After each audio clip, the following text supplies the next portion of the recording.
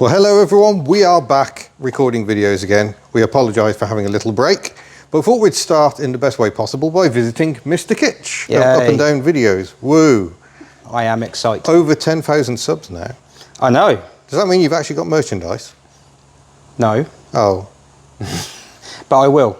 Oh good, because I would like some. I will. I'm going through each subscriber to make sure it's not a bot. Okay, just checking each one. Yeah, make sure it's legit, because if it's not, then it doesn't happen. That's good. Maybe I should do that. Got a lot of women follow me on Twitter, you see. Yeah, I get a lot of them as well. Yeah, they don't like wearing clothes, a lot of them. I know, but they're obviously legit. Yeah. Yeah. But anyway, yes, enough of the naked ladies. We are here for some Bella shenanigans. Now, one of those shenanigans involves the Dyno. So that should be fun. And even more fun is the fact that one of the cars outside is also going to be going on a dyno. Remember the Picasso? Oh, there's Becky. I did actually consider putting the van on it, but that'd be a change to get in. Well, it might squash the dyno into the ground. So. Yeah. But yeah. Anyway, we're actually having a look at the exhaust on Bella because it knocks alarmingly at times, and we think we might have found why. Because you own it. Yeah, probably. I don't know what we're going to do about it, but we know what it is. Would you like a light? A light would be marvellous, thank you. Oh, look at that. So this exhaust clamp here is knocking on this exhaust hanger bracket here in unpleasant ways. But reassuringly, that's probably nothing to do with engine mounts being tired as it's this far back. There's bugger all you can do about it. Yeah. without bending stuff, we'll have to bend stuff. Yeah, but how would you bend it? Wow, look, you've got a racing Picasso. Yeah, we've got a red sump. Why have you got a red sump? You've got red wishbones. Someone went a bit crazy with the red oxide at some point. So yeah, we do have a red sump with oil leak. It's a Picasso Sport. Yeah. A Berlingo Sport. Berlingo even. Oh yeah, sorry, it looks the same as the Picasso under it. It kind of does. Yeah. Very similar. But yeah, it is actually like weirdly the same. Bad oil leak there. Where's that coming from? The engine. Okay, that's all right then. Probably. Or maybe the gearbox. I don't know, does it smell? Well, it's dry up there. Oh, it's wet over here as well. That's looking more gearboxy then, surely. Quite wet, isn't it? But yeah, have a look up there. Everything's leaking. I think it's the sump, actually. It'll be whoever put the red paint on. Yeah, maybe. Yeah, I think it looks dry above here, so I think this is probably look, they've used black sealing. Yeah, lovely. Oh, you got to love that. You love to see such things, marvellous. Because that'll all be like broken off inside the sump in the oil pickup. Excellent, that's great. You don't need oil, it's fine. So yeah, we're having great fun. So yeah, we've got the exhaust. You didn't want to come here, did you? No, it's reassuring in a way. At least we know what the clunk is. It's even worse when you can't find the problem. I'm trying to think how you could. Yeah, how would you bend that out the way? So that, oh, hang on, is that... Ah, the clamp could move forward a bit, couldn't it? Is that clamp holding this together, or is that just the mounting clamp? Like, is this all one piece? Because if that's all one piece, you just undo this and move it. But the hanger is attached to this.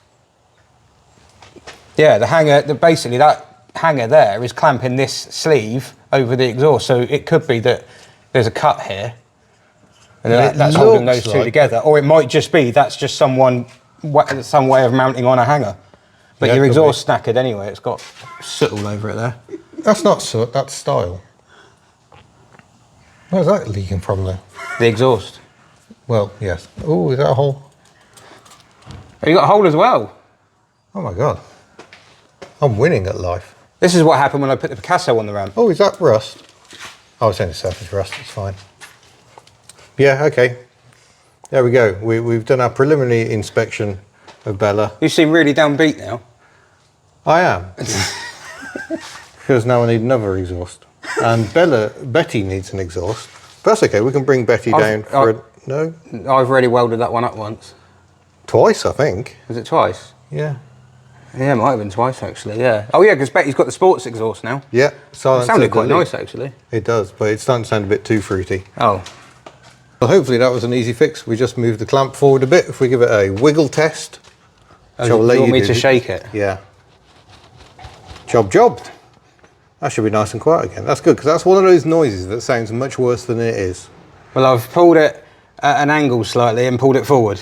Brilliant. So we're not stressing the rubber out too much. Yeah, but as Kish has noticed, this exhaust may well need replacing before too long anyway. And you have got a pinhole there. Yeah, marvellous.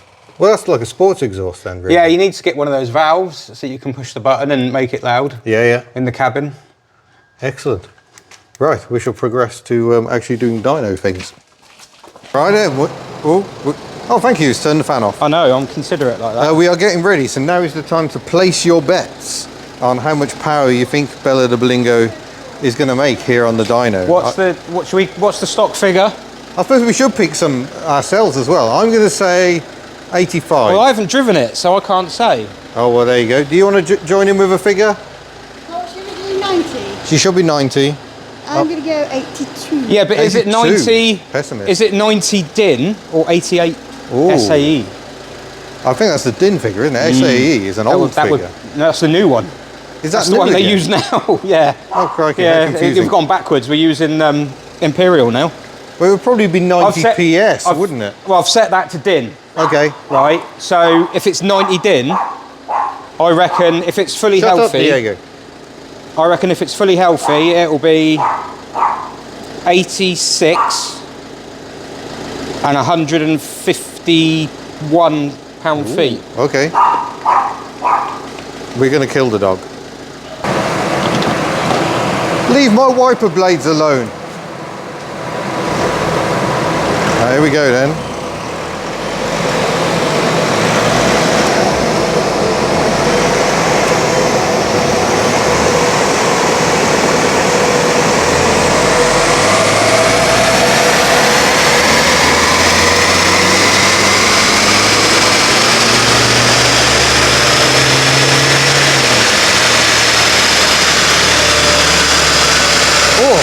Went over 80 miles an hour.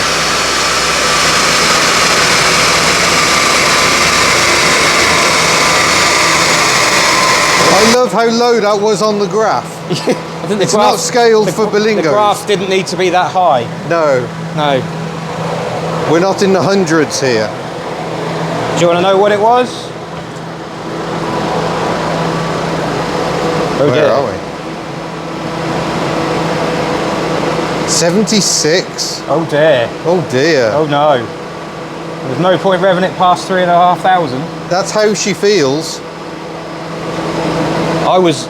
Oh, it is on. Picasso. Yeah. Oh. Oh, it's gone back to SAE. So if that was DIN, yeah, that would be about 78. Okay. Yeah. That's still bad. Don't be positive. Yeah, that's still bad. Yeah, it's bad. That's awful. But that's the first run. Sometimes it's just to blow the shit. We do blow a bit of stuff out the dyno. And there's a few years worth of dust. Yeah. I haven't used it for a while. I was like, my car is on fire. No, just dust. No, it's just that will smoke a little bit because it's not been used for a while, so it'll be all right now. I don't think it's going to recover, to be honest. It's all good. It's good there. Yeah. Bit of a kink there, but not the end of the world. Gets a bit fluffy here, so I think the fueling's a bit... That could be airflow meter. Airflow meter does that. Okay. So, or MAF as it is on these. Yeah. So, but we'll try it again. Okay, let's go again. MAF, turbo, or could it be clogged cat? Yeah, a block cat would do that, but it might, I would think, well, it depends how blocked it is. Yeah, a cat could do that. Because that has been mentioned, but I didn't really know how to test that without disconnecting the exhaust. You take the cat off, you put a bar through it, you smack it. Okay. Yeah, that's what I do. On a diesel, it's not even part of the MOT. As long as the body's there. That's a catalytic converter, not an actual cat. Yeah. Are you recording? I'm recording. Yeah. I didn't say that. No.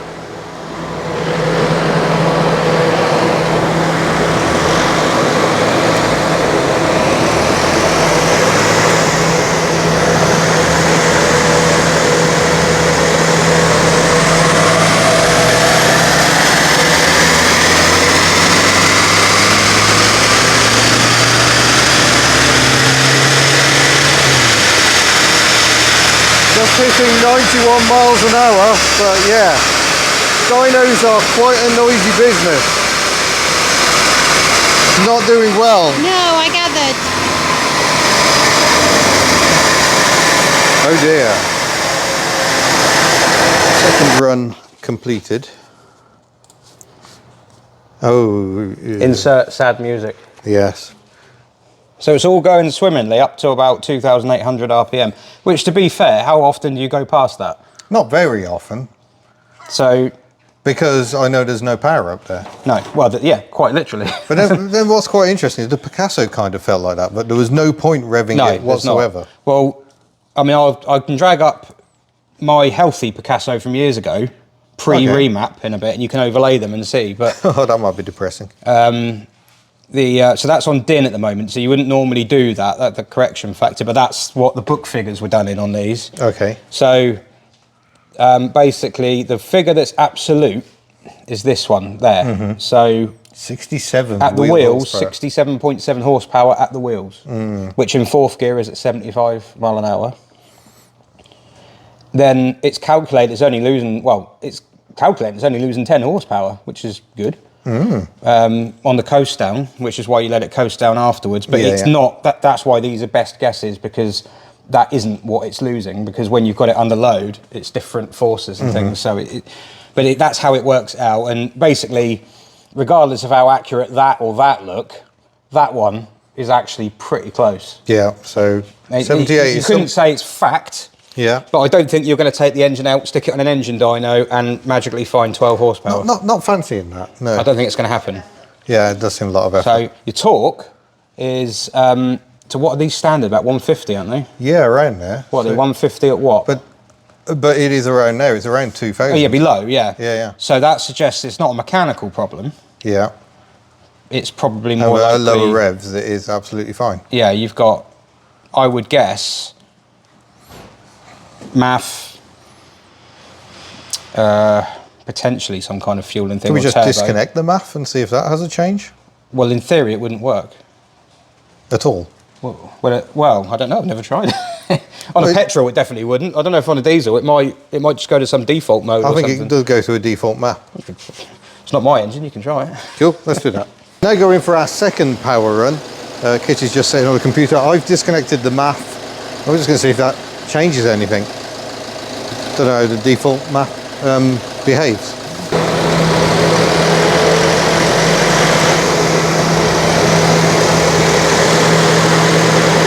Come on, Bella.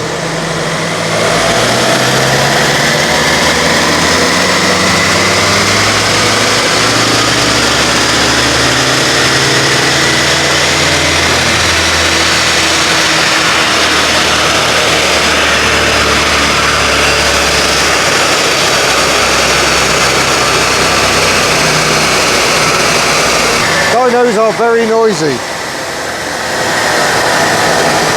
and very dangerous also. Never walk over the rollers or you'll just go whee! Right then. Find out what our survey says. Slightly less power is that? Yeah. Well, yeah, but as I say, like you could do 3 runs side by side and get 3 slightly different numbers. So we can chalk that up to no difference? No, really. Absolutely none. So it's smooth there. And it goes all wobbly.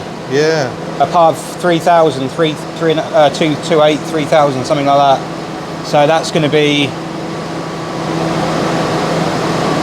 It's at the same time every single time. So it's less likely to be something like a block cat, because that's like variable. Yeah. Even if it's only by a couple hundred RPM. This is at the same time every time. So it's probably more likely something electrical, like a sensor or... Okay. Something like that. So they're pretty much the same, all the way up to, well, 3,000. And then it all goes wrong after that. Yeah. And then after that, it's variable. So that red one carries on, because I kept my boot in a bit longer, seeing if it would come back to life. No. Very much not. No, not at all. But after Edge of a cliff. Yes, yeah, literally. You hit a wall. So after 3,000, it all just goes wrong. And then it's variable here. It's like, which suggests that obviously there's something not right. So it's you're getting slightly different results each time, which is why one of them it did 77.2 and then it was 78.7. So if you're going to the pub, that's the one you'd use. Yeah, that's the one. I can boast about that. 78 brake horsepower. No. The torque is exactly the same. Yeah. So I think that'll just be a very slightly tired turbo maybe. So that's good. The fact that that is so similar. Okay, we're now going to do something I've never done before. I am going to do a dyno run in Bella de Berlingo, unleashing that full 78 probably brake horsepower. Disappointing. So let's go. Okay then, I've been given my instructions. We are ready to go. So we into second, we don't need to bother with first. Clutch up, get the dyno rolling. It's beeping because I've got the handbrake on and it thinks I'm driving against the handbrake. Into third.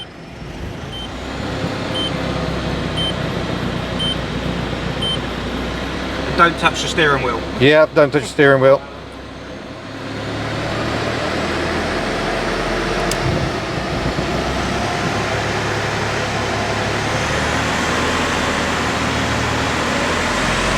There we go, my foot is flat to the floor.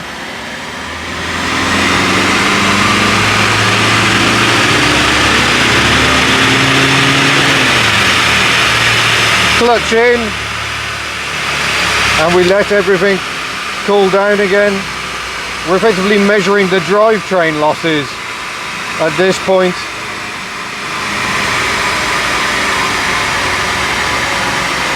At some speed.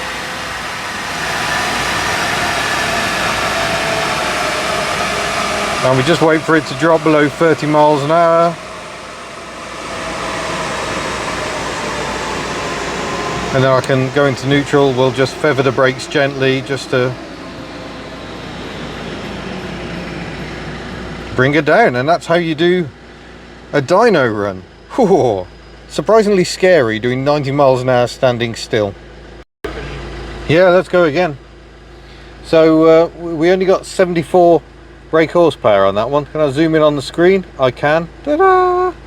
So that's worse. Look at that blip in the middle. Well, that could just be, that, as I say, could be a bum run. Yeah, it does happen. Sorry, we've just taken Kitch's microphone off, but I'll shout. Yeah, we're going to do that again, and yeah, we're going to go again.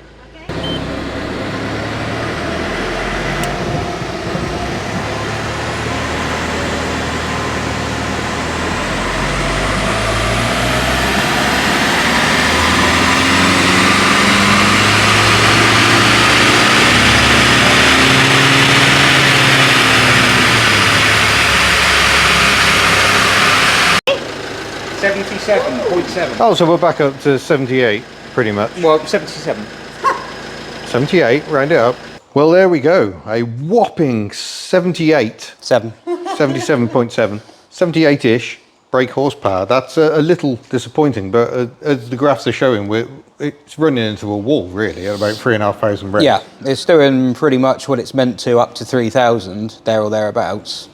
And then after then, it's just dying. Yeah, I'll tell you what, I am desperate to see how the Picasso does, so I'll be keeping an eye on your channel. This is a grudge match between the two cars. Obviously, they pretend to be friends, but this is serious grudgery.